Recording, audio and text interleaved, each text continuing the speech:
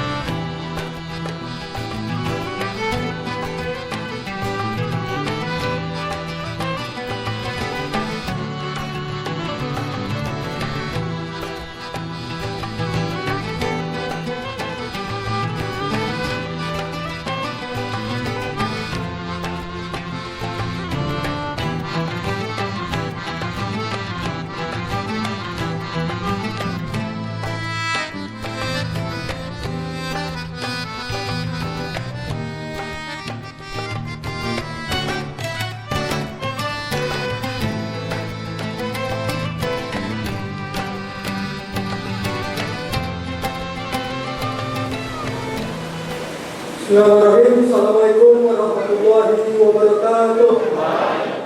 Pertama sekali itu kita mengucapkan puji dan syukur kehadirat Allah Subhanahu wa taala. Alhamdulillah pada malam hari ini kami bisa hadir dengan Bapak Ibu sekalian dalam rangka safari Ramadan. Khusus untuk kami ini yang ketiga. Sebelumnya kami sudah pernah ke Sore, ke bagian Siapiati, dan hari ini ke Perawang. Malam hari ini alhamdulillah kami bisa hadir. Dan tentunya mudah-mudahan kehadiran kami ini membawa berkah bagi kita semua. Amin. Karena kami baru beberapa hari dilantik dari PJ Sekda, sudah sampai ke siang. Tentu ini sesuatu yang membahagiakan bagi kami, bisa bersilaturahmi dengan masyarakat Siak pada malam hari ini di bulan Ramadan, di bulan yang penuh berkah.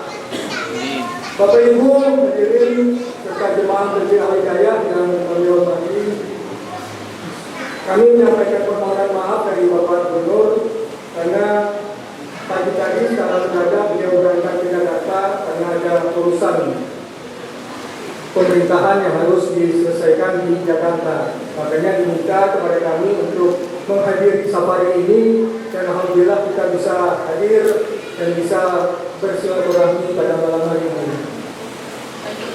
Ada beberapa pesan yang disampaikan oleh Pak Gubernur berkenaan dengan telah ditunjuknya beliau menjadi pejabat Gubernur Riau beberapa waktu yang lalu.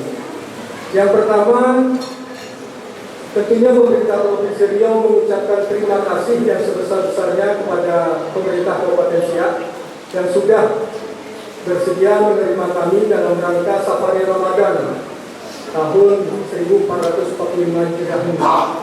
Dan mudah-mudahan ke depan kita bisa lebih banyak lagi mengunjungi masjid-masjid yang ada di Siak ini. Karena kalau kami hadir ini tidak kosong aja Pak Sekda, ada yang kami bawa. Dan alhamdulillah sudah kita sampaikan tadi, dan mudah-mudahan itu bisa dimanfaatkan sebaik-baiknya oleh jemaah Masjid Al-Hidayah. Kemudian yang kedua, pemerintah Provinsi Riau juga mengucapkan apresiasi dan penghargaan setinggi-tingginya kepada pemerintah Kabupaten Siak atas terselenggaranya pemilu secara damai di Kabupaten Siak.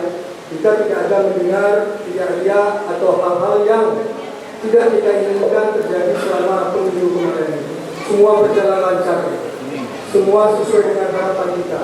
Meskipun di antara kita mungkin pada saat pemilu itu terkotak-kotak, atau berbeda pilihan, kami rasa itu hal yang wajar dalam negara berdemokrasi. Namun setelah itu tentu kita berharap apa yang menjadi perbedaan kita selama pemilu kemarin itu bisa kita hilangkan, dan mari kita kembali bersatu bersama-sama membangun Kabupaten Siak ini dan Provinsi Riau. Kemudian yang ketiga, kami juga ingin menyampaikan bahwa pemerintah Provinsi Riau saat ini sedang gencar-gencarnya membangun di sektor infrastruktur dan ekonomi. Menurut catatan kami untuk tahun 2024 ini tidak kurang 326 miliar anggaran pemerintah Provinsi Riau yang masuk ke Kabupaten Siak. Dan ini mudah-mudahan mampu mengangkat perekonomian di Kabupaten Siak. Selanjutnya kami juga menyampaikan kepada kita semua dan juga berharap kepada Bapak Ibu sekalian, khususnya masyarakat Kabupaten Siak, bahwa tidak berapa lama lagi kita akan melaksanakan pilkada. Tentu kita berharap pelaksanaan pilkada di tahun 2024 ini juga berjalan lancar, aman, damai, dan tertib, sama seperti pelaksanaan pemilu. Perbedaan-perbedaan itu biasa, namun demikian ya kita berharap jangan sampai perbedaan itu memecah belah kita, sehingga kita tidak bisa bersama-sama lagi membangun daerah kita. Nah, ini yang kita harapkan dalam pelaksanaan pilkada nantinya tahun 2024 ini bisa berlangsung secara aman, damai, tertib, dan kita juga bisa bersama-sama membangun daerah kita yang kita cintai ini. Terakhir, kami ingin mengucapkan selamat menjalankan ibadah puasa, dan semoga kita tetap diberikan kesehatan, kekuatan, sehingga kita bisa menghadiri ibadah Ramadan ini dengan sebaik-baiknya dan memperoleh predikat tertinggi dari ibadah Ramadan ini, yaitu menjadi manusia yang bertakwa.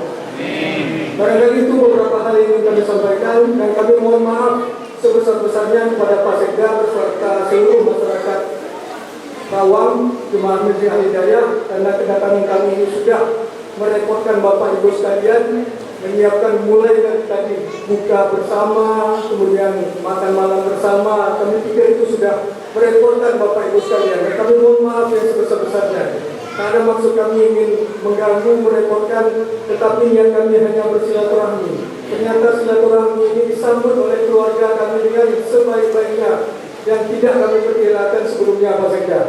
Sudah disiapkan bukanya, disiapkan makan malamnya, alhamdulillah. Mudah-mudahan ini membawa berkah bagi jemaah masjid.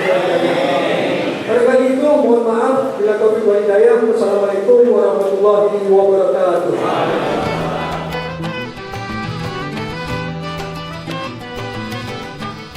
Rabbil alamin, wassalatu wassalamu ala asyrafil mursalin wa ala alihi wa sahbihi ajma'in. Rasulullah itu ibu bapak hidup sama seperti kita, tapi kepahaman agama yang dia miliki yang membawanya menjadi hebat. Dia tahu kapan saatnya marah, dia tahu memposisikan kapan saatnya tersenyum, dia juga mengerti dan tahu posisinya kapan saatnya berlembut, kapan pula dia harus tegas. Ini adalah pemahaman agama. Jadi kalau kita sudah memilikinya, tanda Allah menginginkan kita kebaikan. Tapi pemahaman agama yang lain itu tidak bisa hanya dihayalkan, mesti diusahakan. Bagaimana caranya? Melalui pendidikan. Pendidikan yang kita maksud tidak ada pendidikan di tingkat universitas. Jarang sekali hal-hal agama yang mendalam itu diajar di tingkat universitas. Adanya pemahaman agama yang lebih luas itu justru di majelis-majelis umum seperti yang kita laksanakan pada malam ini. Mudah-mudahan yang hadir ini semuanya masuk surga. Amin. Yang kuat aminnya lebih cepat masuk surga. Amin. Dengarkanlah doa saya itu dulu Bapak Ibu. Mau lebih cepat masuk surga? Nah, mati dulu. Karena itu syaratnya masuk surga. Yang kedua, tanda Allah menginginkan kebaikan pada seorang hamba, Allah mudahkan dia beribadah di usia tua. Idza aradallahu bi'abdin khairan istaqbalu. Apabila Allah menginginkan kebaikan pada seorang hamba, ia akan memakai hamba itu. Sahabat bertanya kepada Nabi, bagaimana cara Allah memakai manusia? Dijawab Rasulullah, sahala lahu tariqal ibadah. Allah mudahkan baginya cara beribadah. Maka kalau di usia tua, rumah kita dekat dengan masjid, badan sehat dan mudah melangkah ke masjid, mata masih bisa dibawa baca Al-Quran, uang kadang-kadang dibawa pergi haji, pergi umroh, dan disumbangkan ke masjid, itu tanda-tanda Allah menginginkan kebaikan. Disebabkan banyak Allah menginginkan kebaikan kepada hamba ini, terutama pada orang-orang tua, maka isi masjid itu rata-rata orang tua. Ini kan tidak ada anak muda ini kalau kita lihat. Yang muda cuma saya Bapak Ibu. Yang lainnya kalau dilihat itu sudah pada putih semua. Dan putih itu tanda-tanda sudah tua. Saya tidak mau menjelaskan kalimat putih itu lebih dalam karena takut khawatir nanti tidak bisa sahur subuh besok. Hilang selera makan. Tapi kata Rasulullah begitu. Betapa banyak orang yang ketika di usia tuanya Allah berikan hal seperti itu. Bagaimana dan apa korelasi antara mudah beribadah di usia tua dengan keinginan Allah memberikan kebaikan? Kalau di usia tua kita mudah beribadah, ada kemungkinan husnul khatimah. Karena kalau sudah di dekat-dekat pintu itu masih baik, kemungkinan besar mati dalam keadaan baik. Kita ini ibu bapak, semakin tua semakin terbatas gerak kita. Tapi yang pasti, di mana Ariel bermain, disitulah kita akan meninggalkan kehidupan ini. Maka orang kalau dia bergerak, rumah, pasar, tempat mancing, rumah, pasar, tempat mancing, maka kemungkinan besar dia mati di salah satu tempat itu. Kalau tidak di rumah, di tempat mancing. Tapi kalau orang Ariel beredarnya itu masjid, rumah, antar bini ke pasar sekali-sekali. Bini yang pertama. Kalau bini yang kedua itu sering diantar. Apalagi kalau dia muda. Masjid, rumah, pasar. Maka kemungkinan besar dia akan mati di salah satu tempat itu. Karena itu kalau kita mudah datang ke masjid, mudah-mudahan ini menjadi pertanda baik dari Allah Subhanahu wa Ta'ala. Tapi rumah kami jauh, Ustaz, bagaimana? Makin muskilah, tak ada masalah. Semakin jauh rumah dari masjid, maka semakin banyak catatan amalnya. Pernah satu kali dulu di zaman Nabi, ada satu kelompok orang bernama Bani Salamah, tinggal agak jauh dari Masjid Nabawi. Hingga ketika mereka sampai di masjid, itu selalu orang sudah selesai sholat. Maka kata ketuanya, mari sama-sama kita pindah dekat dengan masjid. Rupanya berita itu sampai kepada Rasulullah. Nabi datang ke sana. Kata Nabi, balaghani annakum turiduna an-nakla ila masjid.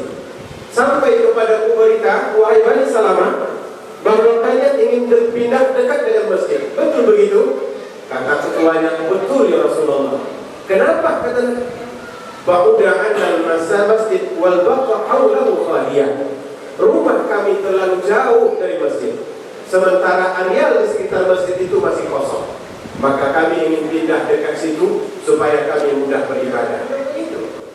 Kita boleh memiliki dunia, kita boleh memiliki harta, tapi cukup hanya di tangan, jangan sampai ke dalam hati. Sebab kalau dunia hanya di tangan, mudah melepaskannya. Tapi kalau sampai ke hati, rumit melepaskannya. Itulah yang menumbuhkan rasa cinta kepada dunia. Kalau sudah tumbuh rasa cinta, muncul perilaku tercela. Bakhil. Bakhil itu bahasa kitanya pelit, bahasa lainnya kedekut, bahasa Minangnya sampili, bahasa apa ini? Bahasa Pakunya tinggi, ada pula karyam, macam-macam kalimatnya di sini. Ini sangat tercela, tapi banyak orang yang merasa bahwa itu tidak apa-apa.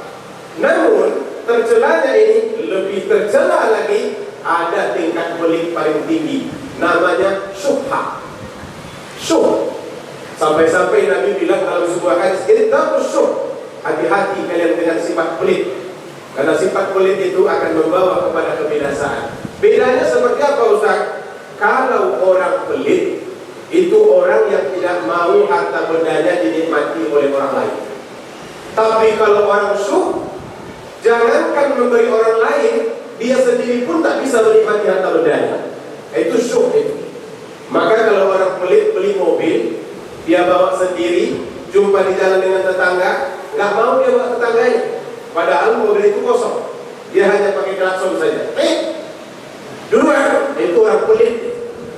Tapi orang syuh, dibelinya mobil, disampulnya mobil itu. Dia pulang kampung numpang dengan tetangganya. Itulah orang syuh. Orang kalau diletakkan oleh Allah di dalam hatinya dunia, maka sulit baginya melepaskan dunia. Oleh karena itu, kalau Allah berikan kepada kita semangat untuk meraih dunia, tapi di setiap gerak ada nilai akhirat, mudah-mudahan kita menjadi orang yang zuhud di hadapan Allah Subhanahu wa Ta'ala. Yang keempat, berapa banyak di Ustaz? 27. Pak Sekda, mohon maaf, ini agak lama, nggak apa-apa Pak. Saya ingin meluruskan cara pandang kita terhadap sholat tarawih. Tarawih itu diambil dari roha. Roha itu artinya santai. Kalau cepat-cepat berarti tak santai. Maka malam ini kita praktekkan tarawih yang sesungguhnya. Baru start jam 10:30. Boleh Bapak Ibu? Berhenti nanti jam 1:45. Tapi bagi jemaah yang di sini dan saya dan Pak Sekda pulang ke Pekanbaru. Yang keempat, Ibu Bapak, tanda Allah menginginkan kebaikan pada seorang hamba, Allah jadikan hamba itu lembut. Lembut itu barokah. Karena banyak dia dalam kehidupan ini, berkah itu datang dari kelembutan. Kata Allah, "Fabima rahmatin minallahi lintadahu, wa law kunta fadlan ghalidhal qalbi lanfaddu min hawlik." Karena rahmat dari Allah, engkau Muhammad lembut kepada mereka. Andai kata engkau berkasar-kasar, berkeras hati, lanfaddu min hawlik, maka mereka akan bubar dan meninggalkanmu. Banyak dalam hidup ini kita dijauhi karena sikap kasar kita. Banyak kita dibenci karena sikap keras. Maka jadilah orang yang lembut, tapi jangan lembut-lembut. Kalau 2 kali lembut itu bertukar ke LGBT. Itu berbahaya. Berbicaralah dengan lembut, miliki hati yang lembut, cara pandangan yang lembut. Kalau sudah lembut hati, maka lembut segala aktivitas, lembut cara bicara. Ibu bapak, orang bicara keras, mungkin orang ikut, tapi cuma sampai di telinga, dia tidak sampai ke hati. Tapi ketika kita berbicara lembut, dia akan menempel di hati. Sesuatu yang menempel di hati itu lama ingatnya. Makanya Qais itu sampai gila karena Laila nempel di hatinya. Setiap sore dipanggilnya, Qais, Laila. Memang saya dengar dalam filmnya begitu, tapi dengar langsung tidak. Karena ceritanya itu jauh, saya pun tidak tahu di mana. Cerita Qais dan Laila. Yang kelima, tanda Allah menginginkan kebaikan pada seorang hamba, Allah uji hamba itu. Kenapa? Apa hubungannya antara cinta Allah dengan saya dengan kebaikan? Kita ini ibu bapak, tak satu pun di antara kita yang ada, kecuali semuanya memiliki bakat untuk menjadi orang nakal. Setuju? Enggak setuju nampaknya. Kalau begitu saya sudah ceramah ini, karena tidak setuju. Kita ini memiliki bakat untuk maksiat. Kita memiliki bakat untuk bohong. Kita memiliki bakat untuk menjauhi Allah. Itu pasti semua manusia punya itu. Maka kadang-kadang bakat itulah yang membuat kita lalai, yang menyebabkan kita agak-agak membangkang, yang menyebabkan kita kadang-kadang paling lambat. Itu adalah efek dari potensi. Allah tidak mau kita terlalu lama dalam pembangkangan begitu. Maka caranya supaya kita kembali kepada Allah, kadang-kadang diuji dari kita. Pengusaha sibuk dengan usahanya, masjid dia tidak tahu, sholat entah di mana-mana. Lama hidupnya, tapi tidak tahu kehidupannya seperti apa. Tapi setelah bangkrut, datang dia ke masjid dan kemudian sholat berjamaah bersama masjid. Apa Pak? Kok lama tidak nampak? Alhamdulillah, sekarang sudah boleh datang ke masjid. Kenapa itu? Sudah terbakar, perusahaannya habis, bangkrut. Allah bangkrutkan agar ia mendekatkan diri kembali kepada Allah. Jadi kadang cara Allah untuk mengembalikan kita kepadanya diujinya kita. Terakhir, satu contoh yang paling bagus. Pada beberapa waktu yang lalu, ada sebuah pesawat terbang Air Asia terbang dari Bandara Juanda, Surabaya menuju Singapura. Beberapa waktu sebelum lepas landas, datang 8 penumpang yang terlambat. Oleh kaunter itu sudah ditutup, nggak boleh lagi Pak. Marahnya mereka bukan main, sampai menepuk-nepuk meja. Kenapa kami tidak ditunggu? Harus tiket kami. Masa ya sebentar saja nggak bisa ditunggu? Kata kaunter, Pak, kapal terbangnya sudah pergi loh Pak. Nggak bisa dihentikan di atas itu. Bentar, ada yang tertinggal. Nggak mau begitu kapal terbang. Tapi akhirnya kami hangus. Itu urusan Bapak.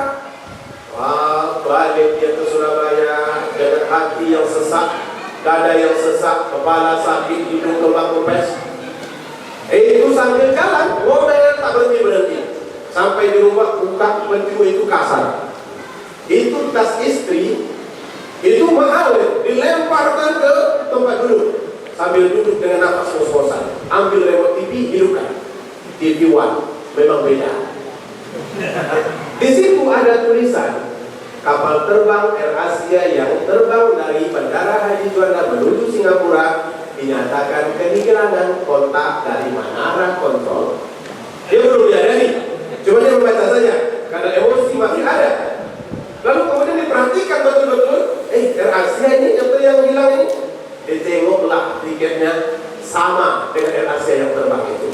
Dan beberapa jam kemudian dinyatakan jatuh di Laut Kalimantan dan semua penumpangnya meninggal dunia. Kira-kira apa sikap yang tadinya marah-marah setelah itu? Ayo. Katakan satu aja lah Bapak Ibu. Kalau ada lah istri di situ, langsung diambil istri dan dipeluk. Alhamdulillah Mama, untung kita terlambat. Tadi marah-marah. Memangnya kenapa Pak? Jatuh kapal terbang itu. Tuh lihat tuh, semua penumpangnya mati. Untung kita terlambat. Besok dibelinya tiket ibu bapak, sengaja dia terlambat lagi. Karena takut kapal terbangnya jatuh. Betapa banyak di dalam hidup ini sesuatu yang awalnya kita curigai, tapi kemudian kita syukuri. Maka oleh karena itu, ketika Allah berikan ujian, jangan berburuk sangka kepada Allah. Allah sebenarnya ingin kita kembali kepadanya agar kita lebih mendekat. Itulah 5 tanda Allah menginginkan kebaikan pada seorang hamba. Kalau boleh kita simpulkan yang pertama, pasti lupa. Nggak ada ingat sahabat orang. Yang terakhir juga lupa. Kesimpulannya yang saya sampaikan malam ini semuanya dilupakan. Begitulah kalau sudah menuntut ilmu di usia tua. Begitu kan Pak? Menuntut ilmu ketika kecil seperti mengukir di atas batu. Menuntut ilmu setelah tua laksana mengukir di atas air. Ukir hilang, ukir hilang. Maka yang kalau hilang yang diukir itu saja tak mengapa.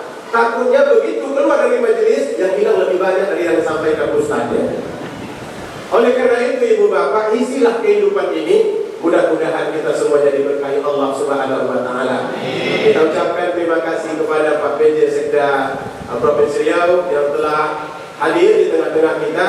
Beliau malam tadi di Rohil. Sebetulnya saya juga yang harus mengikutinya, tapi saya bagi tugas. Saya heran beliau tidak minta perlu bagi tugas. Kuat ternyata beliau. Jadi mungkin badannya kecil tapi kuat. Saya ini badannya besar tak kuat.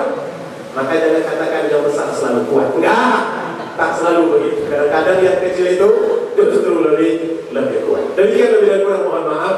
Billahi taufiq wal hidayah. Wassalamualaikum warahmatullahi wabarakatuh.